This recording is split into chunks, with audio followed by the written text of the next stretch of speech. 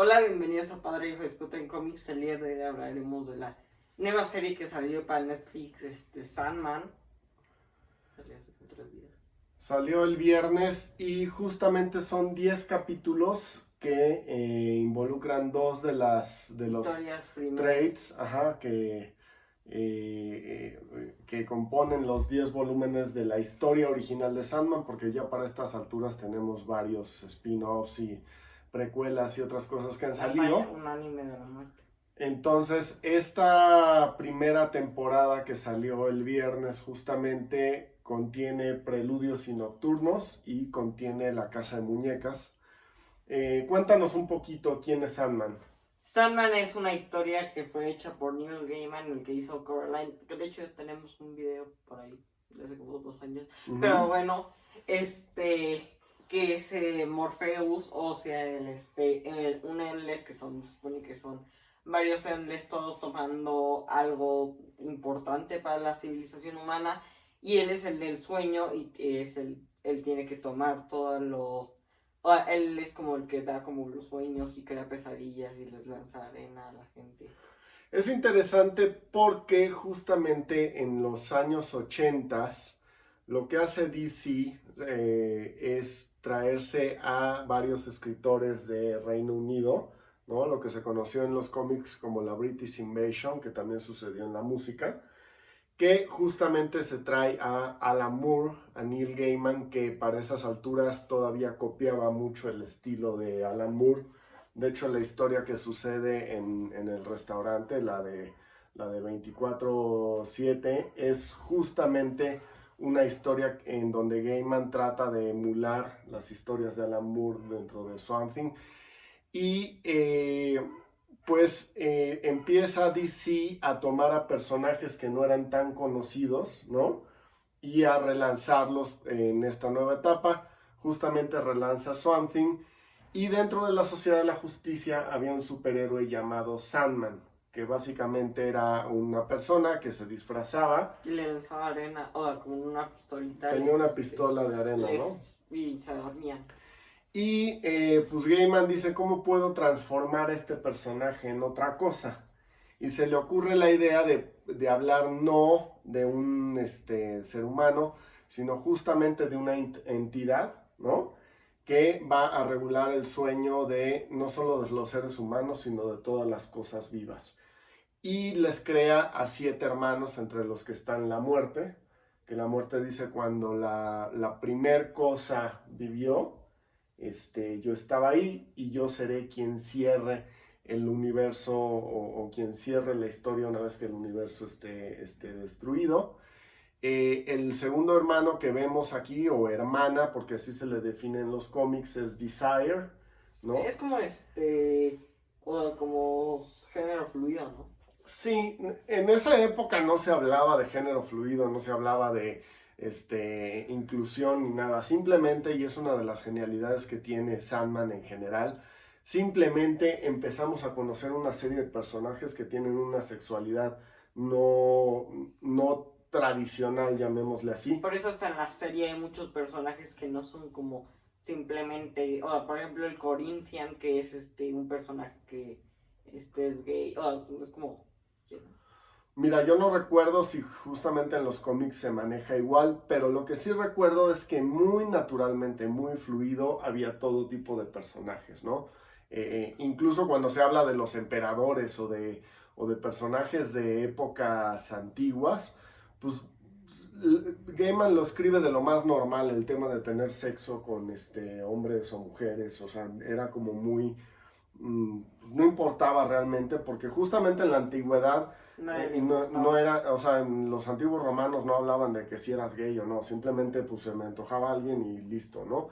Entonces, esta parte es interesante porque hubo muchas críticas en internet hacia la serie, derivada de los cambios que hubo de razas, por ejemplo, de Dead, ¿no? O sea, y a mí, por ejemplo, eso, al inicio no me como gustaba, porque, por ejemplo, Lucifer no se me hacía, porque ella y Constantine eran hombres originalmente en el cómic, y ahorita que yo veo en la serie siento que es un cambio para bien, que queda, Volvemos a muy lo bien. mismo. Lucifer está interpretado por una mujer dentro de la historia o dentro de la serie, pero nada te dice que sea una mujer. O sea, al final del día son entidades, ¿no? Y era un ángel, y entonces era el ángel más bello y el más brillante, y no te está contradiciendo con, y esto es interesante, cuando en una historia futura que justamente se llama Season of Mist, básicamente Lucifer renuncia al infierno y se va a la tierra. Y hay por ahí una serie que ya lleva no sé cuántas temporadas que Ya. precisamente se llama Tuvo Lucifer, como 7. que es un hombre, Sí. y que es ese Lucifer que salió de Season of Mist, ¿no? El primer spin-off que hubo de Sandman es precisamente Lucifer, y entonces fue una de las críticas que hicieron los fans, o sea, ¿por qué no están incluyendo a ese Lucifer? Bueno, porque lo que estamos adaptando es Sandman, no estamos adaptando Lucifer, y cuando tú ves al personaje y ves a la actriz que lo interpreta, Sí, queda bueno. es tal cual lo que vimos en los cómics. Es, yo creo que la adaptación más cercana al cómic que yo he visto. Le quitan por ahí la aparición, por ejemplo, de Martian Manhunter, ¿no? Pero pues eso a mí me parece que es súper adecuado porque Gaiman en un inicio empieza escribiendo para DC cómics para lectores maduros, así se le conocía, ¿no? No eran adultos, eran Mucho de lo que lectores ahorita maduros. es DC Black Label es parecido a con personajes que son traídos de DC, Exactamente. algo más oscuro. Pero lo que termina pasando es que la historia de Gaiman cobra una vida tan propia y tan diversa que dicen, pues ya no cabe en DC. O sea, esto no es DC Comics. Entonces crean el sello de Vértigo para darle otro peso y otro tipo de historias que sean precisamente para lectores maduros. Pero por eso justamente en el primer libro aparecen como muchos personajes, o sea, yo me acuerdo muy bien de la historia donde el malo sale de Arkham City, donde por ejemplo aparece Scarecrow, el Joke, Arkham Asylum, aparece Scarecrow que se suicida de broma para Día de los Inocentes, aparece Constantine, aparece... Hay menciones de la Liga de la Justicia. O sea, Gaiman al inicio está escribiéndole a DC Comics, no está escribiendo su propia historia, ¿no? Porque venimos de esa época, o sea, venimos de ese contexto en donde DC lo que quiere es traerse a escritores británicos, pero no necesariamente que estén escribiendo fuera de la continuidad de DC. De hecho, por ejemplo, la Doom Patrol, pues básicamente es la Doom Patrol de DC y de repente se convierte en la Doom Patrol de Vértigo y un poco también se aleja, aunque no del todo, del género superheroico. Gaiman sí termina siendo una historia de fantasía y cada vez que se hablaba de una adaptación yo decía, ¿qué van a hacer con ese tipo de situaciones?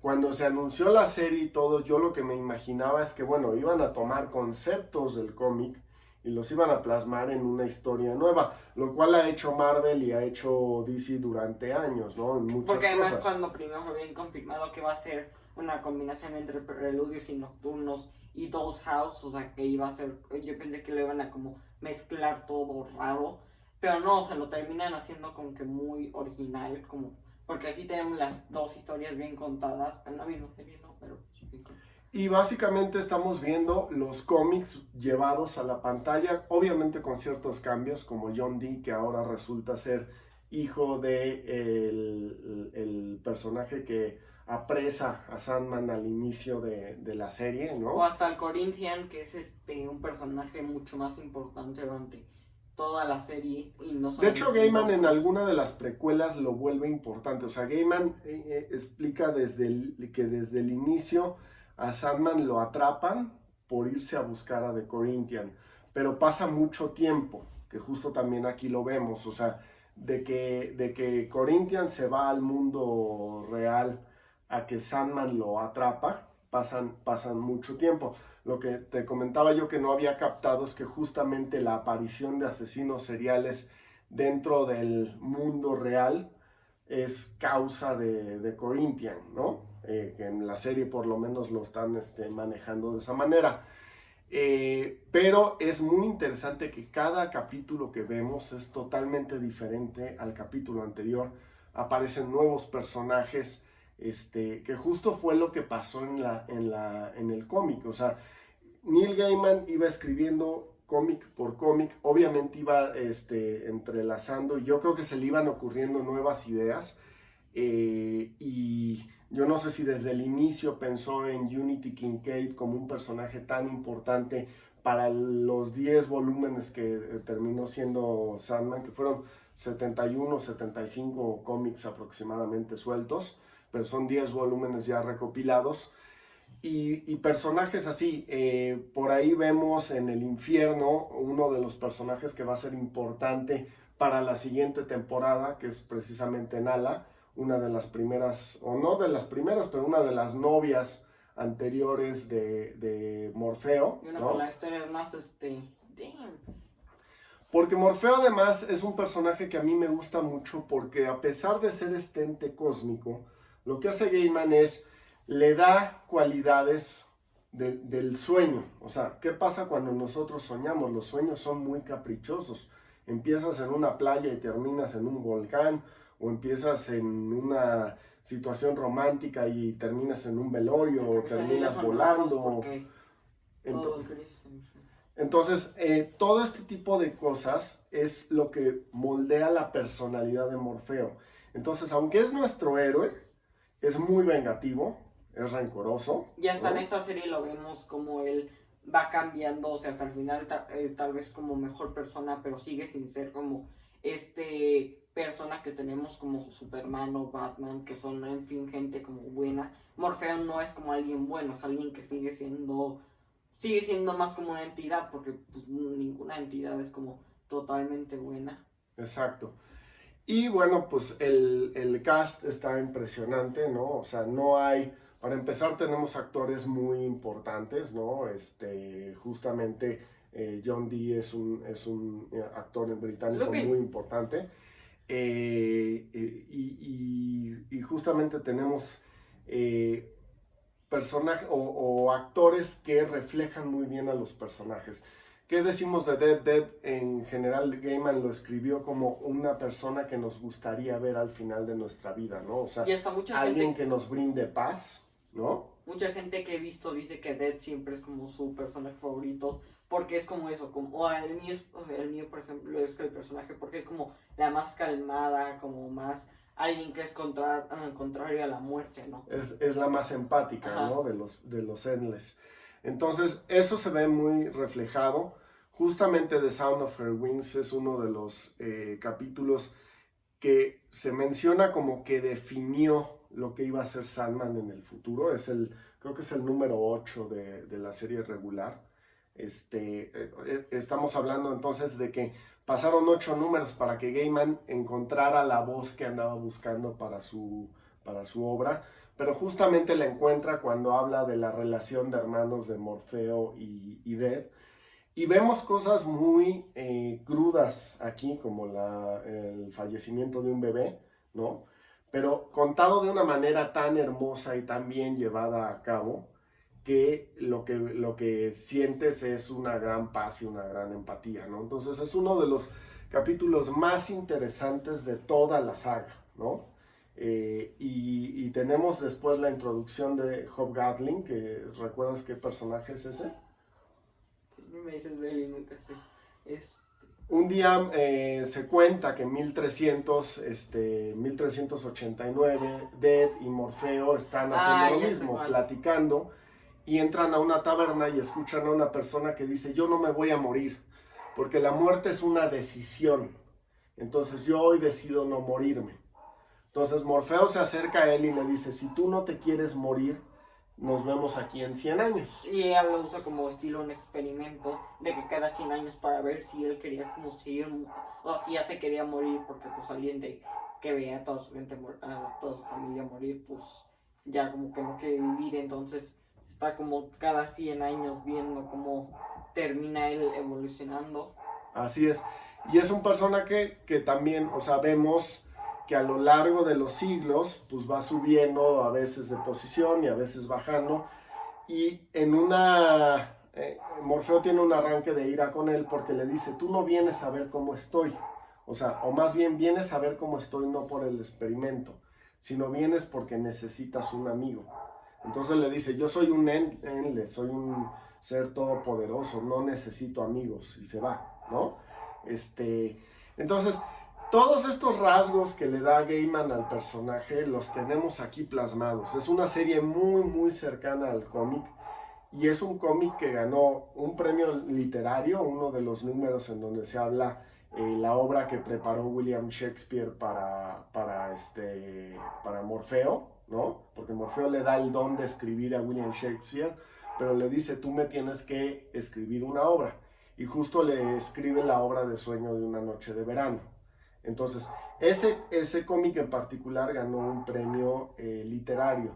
Pero además es uno de los primeros cómics de estar en bibliotecas, y es uno de los primeros cómics que llamó a las mujeres a los cómics y les enseñó, digamos, que era otro medio que se podía disfrutar, ¿no? Entonces, tiene muchas características que llevaron a crecer el medio realmente a algo fuera de lo que era el Grim and Greedy de los años 80, sino precisamente a madurar lo que estaba pasando dentro de los cómics.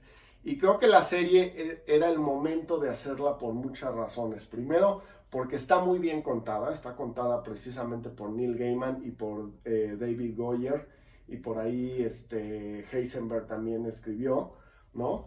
David Goyer pues, fue el que hizo las películas de The Dark Knight, ¿no? Entonces es gente que sabe de cómics y es gente que sabe adaptar su obra. Y Gaiman pues llenó, me imagino, esos huecos que dejaba la parte donde había introducido temas de la Liga de la Justicia y temas más superheroicos, y lo llena de forma que hace lógica la historia, ¿no? Sí, porque yo siento que esta fue como su manera de como ya vio su historia y lo que fallaba o lo que le faltaba como algo o todo eso de la Liga de la Justicia, fue como su momento para cambiar todo eso. Entonces ahorita ya es como la versión perfecta de Neil Gaiman. Lo más acercado a lo que a Gaiman le hubiera gustado contar desde el inicio, ¿no? Así me lo parece. Y además lo hacen muy bien porque lo hacen muy ordenado, o sea, no mezclaron cosas. O sea, al final del día te van contando tomo por tomo de la historia, al menos hasta ahorita. Y eso hace que sean historias que, tú lo mencionabas, autoconclusivas, ¿no? O sea, ves el episodio y tiene un inicio y tiene un final. O sea, siempre hay como una parte que es como, hay como algo para ver en lo siguiente, pero si lo ves como solamente el primer capítulo, pues vas a poder saber todo lo que pasa. Hasta yo creo que eso sucede hasta el penúltimo capítulo, el 9, donde el último sí ya tiene un final que no termina ahí, termina hasta el 10, porque es Porque te está adaptando una historia más larga, que es La Casa de Muñecas. Ajá. Justamente. Pero bueno, está en Netflix a partir del viernes, véanlo, vale muchísimo la pena. Si son fans de la fantasía, esta es una de las mejores historias de fantasía del siglo pasado. Y si leyeron la historia original, no se dejen llevar por lo que se ha dicho en internet, aunque le está yendo bien en calificaciones, ¿no? En general, véanlo, juzguen por ustedes mismos. Para mí todos los cambios que hicieron me parecen bastante adecuados.